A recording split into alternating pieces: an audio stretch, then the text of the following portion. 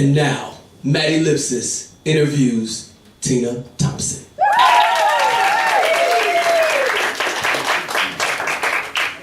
You go, girl. Did you say, you go, girl? I said, yeah. Which one were you talking to? Right. The girl in the bathroom. My shoes. Sorry. The challenge I'm having right now is that you look very nice. This what you got going on, doesn't she look nice? Yeah. So I'm trying not to look her in the face, because then it's like you look at her, it's like, hi, Tina. Hi, ma'am. So talk to me about Tomah. What does it mean to you? Oh boy. Did you see what she did? Tomah. Tomah means family to me.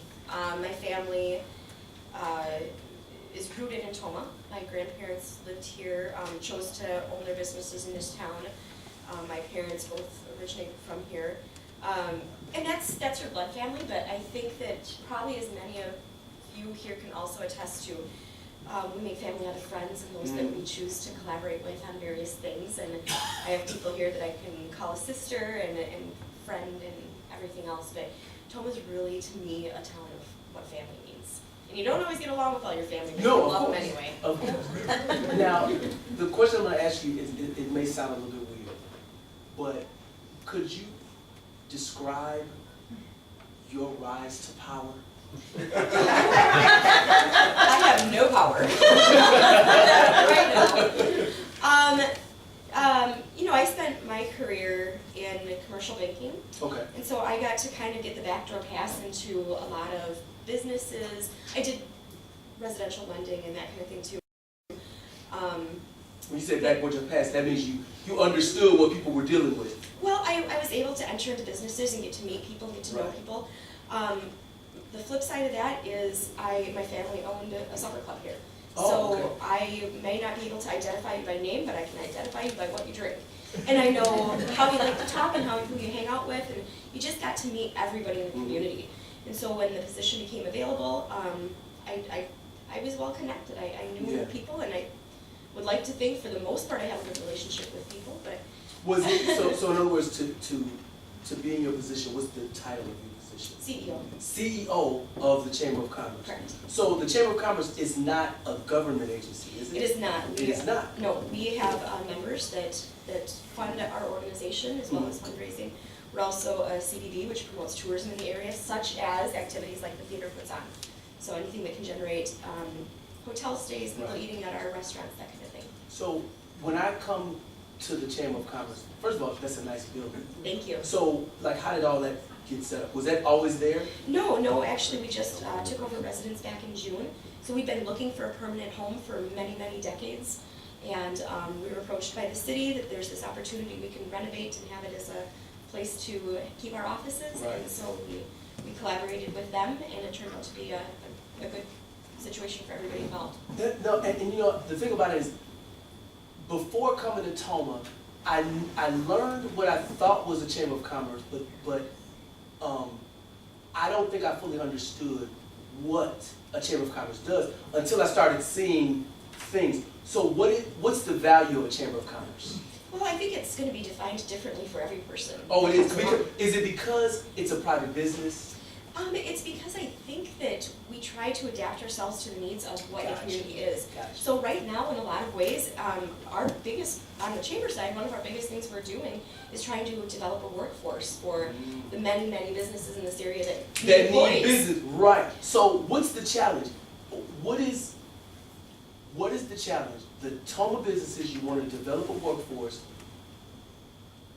Why are there, I think it's 9,500 people in Tomah? Is that the number? Right, yeah, 95? So, isn't there enough people here? Well, the state of Wisconsin as a whole has anywhere between 60 to 80,000 jobs available at any given time. And Wisconsin's not unique. The whole United States is short of workforce. Gotcha. So we have to figure out how we're going to differentiate our community to be a place where people want to live and play and have their careers. And if you really look at what Tomah is, we have opportunities, we have culture, we have theater, we have a lifestyle that people should want to raise a family in. So it's That's about important. promoting that and sharing that. So then what would you say for 2018, 2019? What is the strategy? Is it just, what's the strategy? So- to kind of deal with that? Sure, so we've actually worked with the city on surveying the community is to see what they want, what they think our needs are. A lot of that came back to be family-friendly activities. You know, we have a lot of adult-based You talking about the activities and people stuff who here. want to work here, or you talking about the people, the businesses? People that want to live here, because once they live here, they're going to want to work here. And there's opportunity for everywhere from minimum wage positions to six-figure jobs. And that's only going to increase as our economic development increases, which if you've looked around, there's a lot of development in our area right Right. now. I think rough calculations, we have about $240 million in development in these next couple of years that's happening. Wow. And let me ask you guys a question, and if you guys have a question for Tina, raise your hand and I'll acknowledge you. What, that number that she said, what does that mean to you guys so far? I mean, what does that mean? Growth, It means growth? growth, Okay, what else does that mean? prosperity. Prosperity. So, I mean, do you guys, does everybody see Tomah as a place for just growth or prosperity? I mean, like when I think about Chicago, I think about, man, I'm gonna go out there and I'm gonna make it. Think about New York, I'm gonna go out there and I'm gonna make it. Is that what somebody should look at Tomah as? I'm gonna go to Tomah and I'm gonna make it.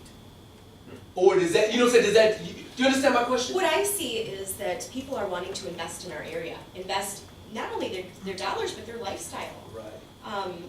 They're saying, they're looking at all of the region, and we're getting businesses that are considering Black River, Onalaska, La Crosse, bigger areas. But our location's one of them, and our work Right. ethic and our people are a big part of who that is. That's good stuff. That's good stuff. Well, I'm great. What do you guys think so far of what she's had to say?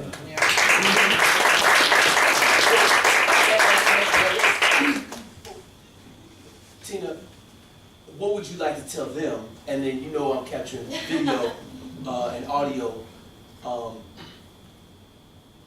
What do you want to tell everybody? Well, What we're she able to do what we do because people have investments in us, because people trust us and have faith in what we're doing. We are an organization that has been around for several decades. We are 360 members strong. For a community our size is actually extremely impactful, but we could not do that without the community's faith in us and trust in us, so thank you for that. Tina Thompson, everybody. Thank you so very much. I appreciate it. Yes, there you go. There you go. You are now listening to nm3dots.com. Free download. Thank you for your support. You are now listening to nm3dots.com. Free download.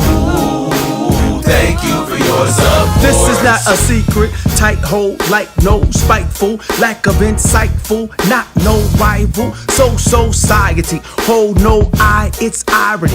Cattle on 1,000, my propriety, more than the zeitgeist.